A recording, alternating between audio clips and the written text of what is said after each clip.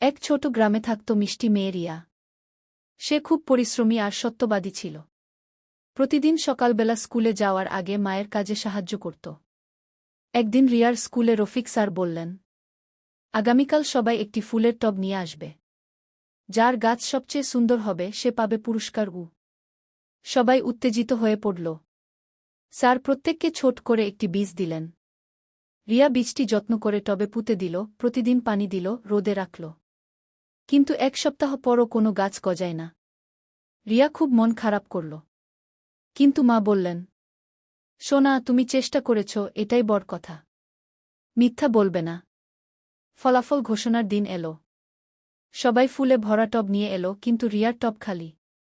বন্ধুরা হাসল, রিয়ার তো গাছই হয়নি। তবু রিয়া স্যারকে বলল, স্যার, আমি কিছুই বদলাইনি, আমার টবে সত্যিই কিছু জন্মায়নি। রফিক স্যার হাসলেন। বাচ্চারা, আমি তোমাদের যে বীজ দিয়েছিলাম সেগুলো ছিল সেদ্ধ বীজ। সেগুলো থেকে গাছ জন্মানো সম্ভব নয়। তোমরা সবাই নতুন বীজ লাগিয়েছ, শুধু রিয়া সত্যি বলেছে।